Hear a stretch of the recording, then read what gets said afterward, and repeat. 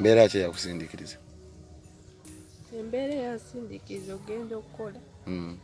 Kubanga Bagandabe bagenda kusomera osomera wiiki emu ate ne babaza. Ne babagoba. So kati gwegala abantu bakuyambe bati? Njagala bannyambemu ekikuba. Nze byosoma byagaana. Nga ssente tewali naye njagala kiri baganda bange bo basome.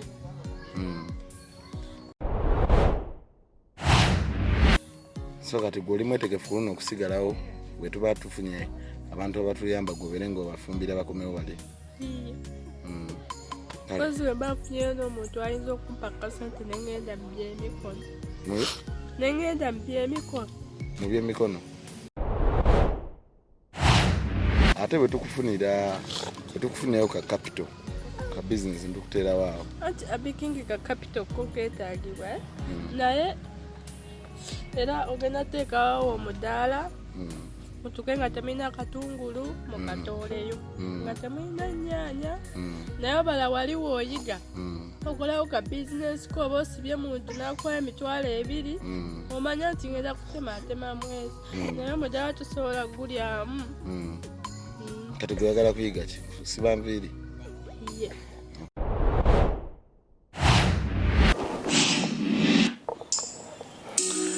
Okay, nkwaniriza nnyo omulungi yandaba yonna gy'osinzidde. Ekinnya ekyo kye tusoose okukulaga kyekinnya ekya kaabuyonjo gye tuzze twogerako okuva twatandika okukola emboozi y'abaana bano abaafiirwako kitaabwe. So tugezaako okutambuza kamera naye nga twebaza omukyala Mami Blessmat okubanga omulimu gwa kaabuyonjo tugutandiseeko era nga yatutisse obubaka bwe tusobodde okubeera nga tujja nabwo. Awo woolengera kyekiringa ekinaabiro oba bwe banaabira naye ngera bwe tutuukidde tetusobodde kubeera nga tubasangawo bonna wabula tusanzeewo omu ng'ateekateeka ebyokulya kuba bali bagenze ku kyaki kusabako era ng'awoola bwe bafumbira era ng'ennyumba yaabwe mwe bawangaalira. So we batyo basobodde okubeera nga batutuukako kubanga oli agenze mukulu waabwe n'abakimayo ku kyaki era ndowooza obalaba abadde bambadde bulungi okusobola bagende basabeko. Ngenda kuwa emboozi yaabwe mu bulambalamba tovaako.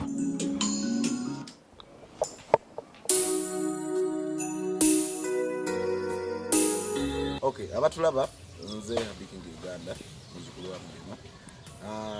Tusokolera ddala okutwala omukisa guno kwebaza Mami Blessmat. Era y'ensonga lwaki tuli wano mu n'abalala bangi nnyo. Batutiisa obubaka obutuleese wano obw'okubanga omulimu gwa toilet guno gutandikako. Ndi n'omwami ono ekinnya kino nga bwe mukiraba kiri mu fuuti ogamba ziringa mmeka? 14-15 bw'aba abazeebazeemu. So tulina okwongerako fuuti endala nga 15 wakiri zibeere fuuti 3 awo tulyoke bwe bamala okugira era ono yennyini agenda tusimirayo omusingi okizimba then awo tujja otandikira omulimu ogw'okuteekako buloka n'ebirala byonna bibiri. Budget twagifulumya ngenda kuba nyongero gisharinga n'abantu baffe twongere okulaba nga tufuna abatwegattako tulabe nga abaana bano bafuna toilet kubanga kyekituufu kiri nti waliwo abambuuza nti kati toyi baagala yaki nga tebalina byakulya kakati bwe banaalya ebyokulya bafuna ebyokulya banaagendawa toyi tugyetaaga oba twagala oba so gwe wenna toyi yeetaagisa mu buli mbeera oba waliwo ekyokuluba tewali kuba era omuntu naba talidde era agenda mu toilet okufuga ekyo kiri nakyo. So nkowoola waliwo omukulu Timothy Senyonjo wa Cash in Business Consult naye gamutwalira ka budget naye wanatukwatirako tulabe ng'omulimu guno tugutambuza kubanga twetaagayo kuliza akamotoka kamaako omusenyi nakamubuloka so tubyetaaga ebyo byonna byonna tulabe nga amayinja tutaaga motoka nanja watulaaga katoliko waliwo agaliwo. Okay, kale wilibalo nga 10 z'amayinja tuba tutandise omulimu guno abaana bano tubalinayo banaabira nganya so abana bano kunaaba tebalina banabira so ku toilet kuno tulina ofuna kunaaba. Okay kale omulimu guno tukutandise ngenda kubamba wa updates buli kiba kigenda mu maaso sobola okwongera okubeera nga tumanya last weeks biri emabega twaliko wano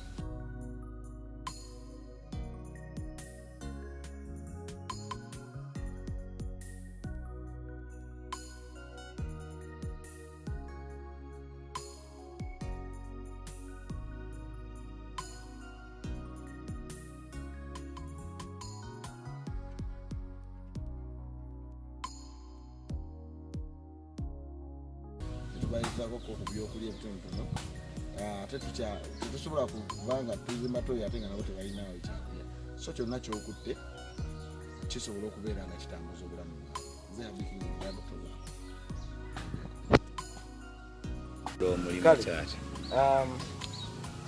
Tuli wano n'abato bano ngawe mwabalaba mwenna emabega kaabo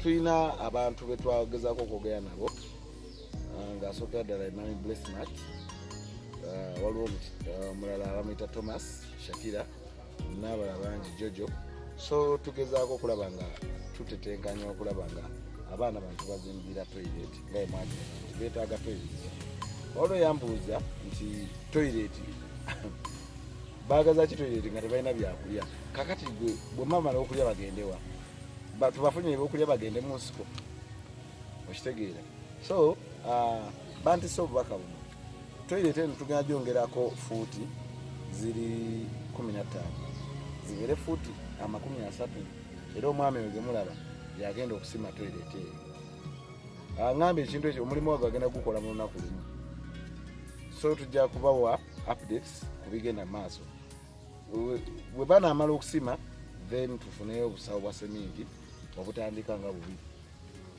twetaagayo akamotoka ka buloka amayinja twetaaga jasimibaalo gakumi twetaagayo akamotoka k'omusenyu twetaagayo akamotoka k'omusenyu ndowooza baleeta omusenyu bajja oleeta n'amayinja then twetaagayo ne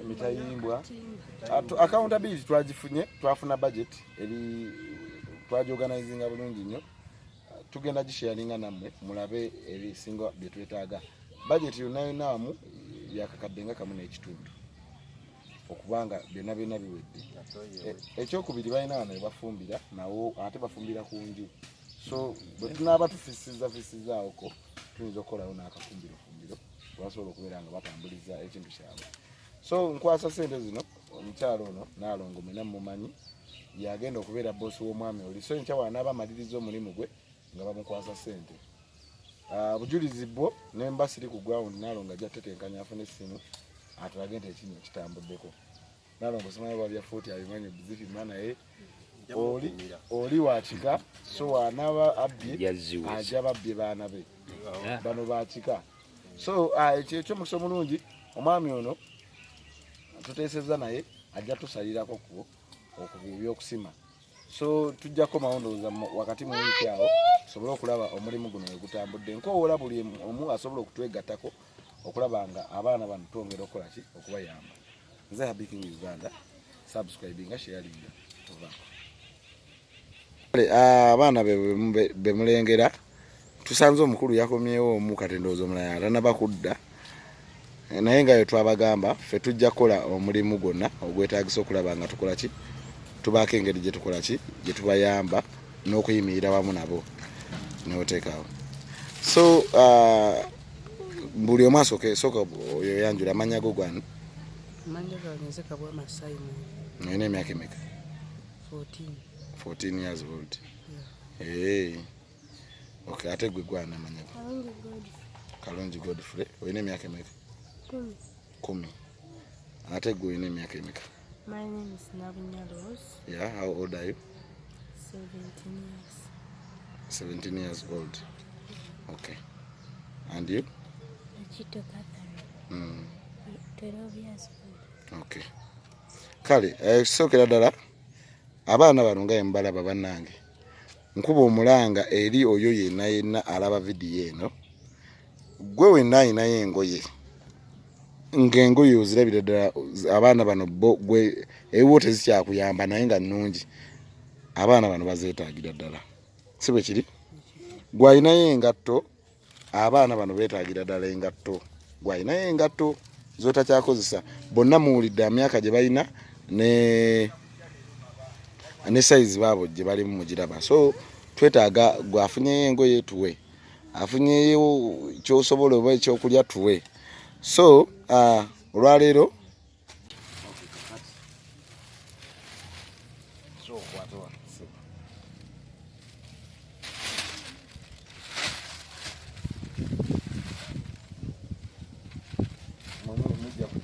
mujja kukeberamu zinaaba nga bwe tulina obujja tukola saba tulaba engoye zino zaava wa Segawa ekata yajja nazo wano naye twali tulina zireeta mulimu ez'omugenzi taata n'ezamu mujja kwawulayawulamuko kati eza taata nga baali batugambye tuzikuule ng'ojja zitwala bakukoleremu fiitingi tekisoboka nalo nga ajja kulagirira obeeko ozitwala bakukoleremu fiitingi then kati mu zino ezisigadde mujja londamuko ekitegeeza ezituuka ekitegeeza kati zino nga tezaali za taata naye simanyi jagira agitereka onagitereka gitereka jamusa nze mujja okukola ki okugira engoye zino Sega batuwa engoye ezimu mpya ezimu nsi mpya ekitegeeza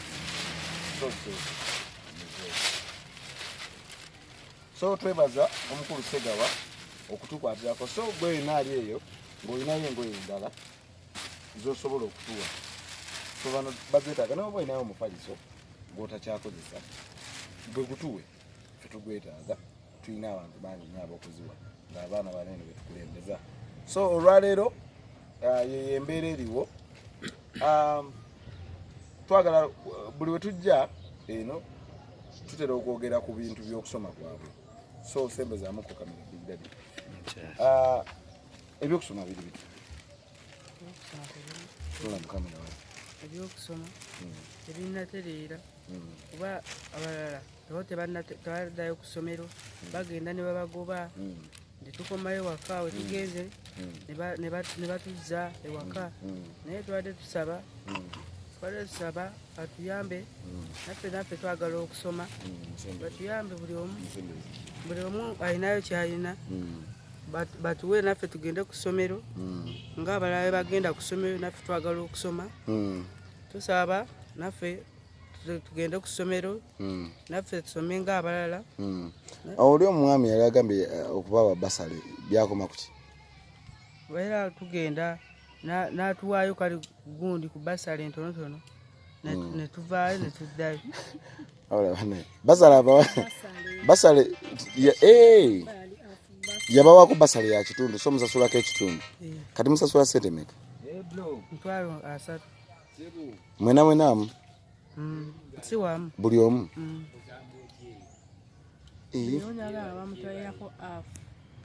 essomero eri musasula sente meka tusasula $300 naye masita waako yatuwaako basali kati tulina balansi tulina oleeta 15 balansi okay kati buli omu asasula $15 kate gwe owa P5 nawe nyonyola embeera gy'olimu n'ebyokusoma bitambula bitya ebyokusoma bitambula bulungi naye waliwo ekiseera we batuuka ne batugoba enjeyo toilet paper yonna ne batugoba batuwako half basale tusasulako nabo ne batusasulirako ekitundu okay essomero emusoma yabalira bati Amaziga SDA Primary School kati gwe abantu bagala bakuyambe bati batuyambe naffe tusome tubeereko obulungi ng'abalala basobole otuwaayo ke balina mukama n'abaddizaawo wow okay kati biki nga gwe ebisinga okusumbuwa ng'omwana omuwala byobeeraawo n'ogamba nti kino nkyetaaga nekino ensawo n'ebitabo okay byokka kale nazo zisabe n'ennika n'eppeeni n'ebitabo byonna mbyetaaga.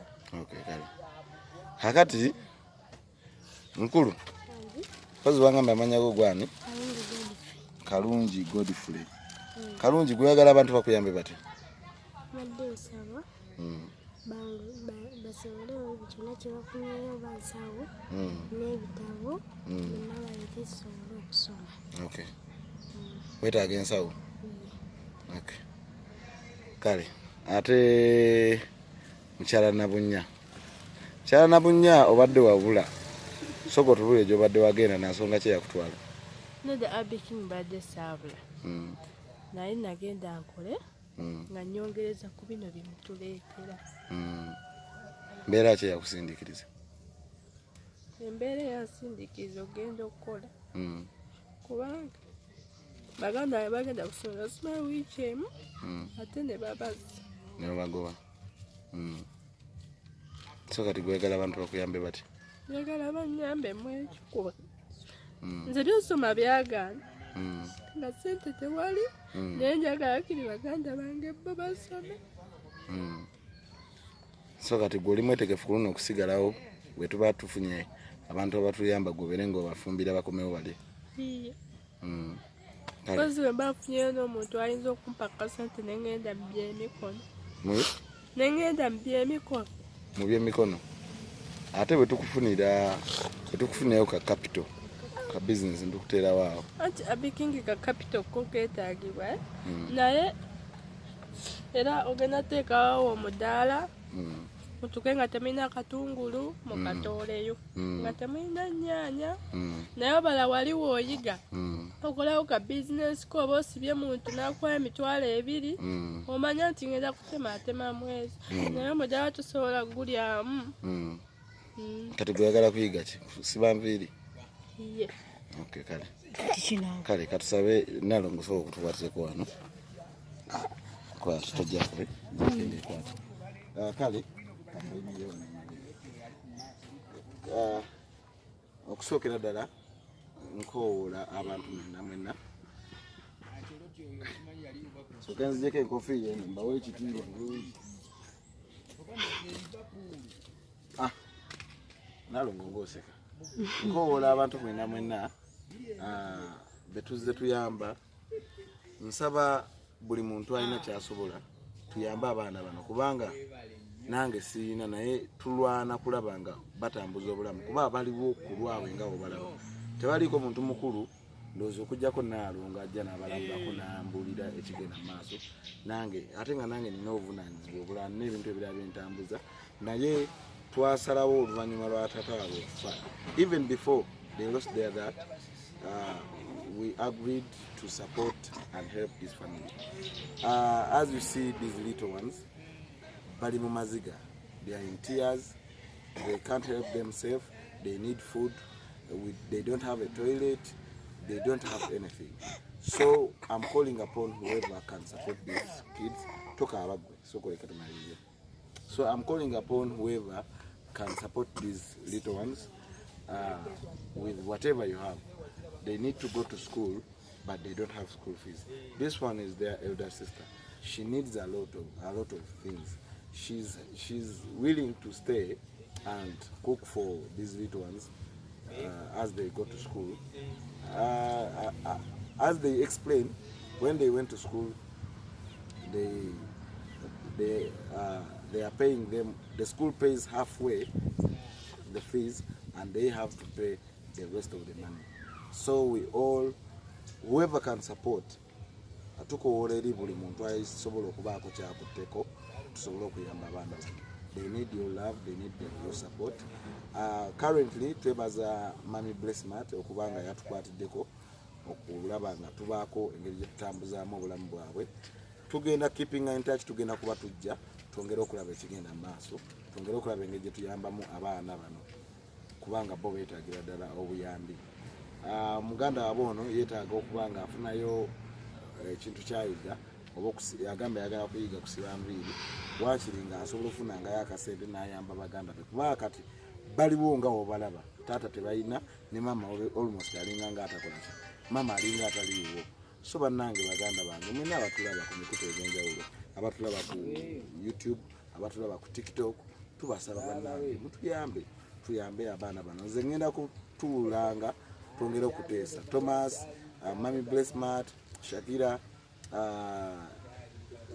Jojo mwena buli gwe tunasobola okuteesa naye aba St Paul Anglican Boston tusaba buli akutte kyakutte Mami Susan Aunt Grace Roy Olivia UK bannange badde nsaba tukwataganire wamu nga bwe tuze tukola wakiri toilet enegwe n'ebyokulya babere nga bafuna awo then tujja tambuze ebirala ebigenda maaso nga kasita toilet enabeda nga ewedde so kyekyo kiriwo twebaze Mami Blessmart ate twongere okukola abalala okwongera okutuyamba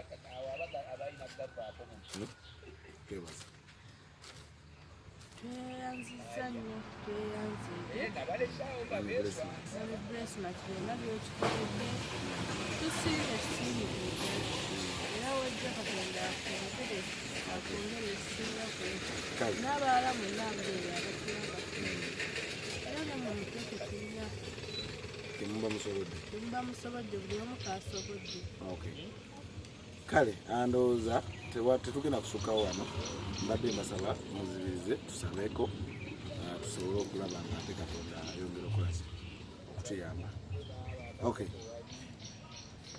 Katonda ow'amaanyi Katonda ow'ekitiibwa Katonda gwe yatonda eggulu n'ensi nyimiridde wakati w'abaana bano ngamba tadde mu maaso go nga bulijjo wetuze tusaba Mukama bano tebagenda kufa Mukama nga oli Mukama bano buli kimu kijja kutereera Mukama leka abaana bano baleme kuggwamu ssuubi ng'ono beera agenze anoonye ssente ng'alaba essuubi liweddewo nga basuubira Mukama tewaliko kigenda kutambula Mukama nga osobodde okuleeta Mami Blessmart nga osobodde okuleeta Thomas nga osobodde okuleeta Jojo nga osobodde okuleeta ab'e St Paul Anglican Church Boston nga osobodde okuleeta Olivia nga osobodde okuleeta abalala bonna ne basobola okubeera nga bayamba abaana bano Mukama tusaba era tukukoowoola oyongere okuleeta abazira kisa okusobola okuyamba famire eno beetaaga fees Mukama beetaaga ebintu bingi nnyo naye gwe kabaka wabakabaka Mukama tetulina mulaago tuyinza kukoowoola okugjako gwe tusaba abaana bano bafune engoye tusaba abaana bano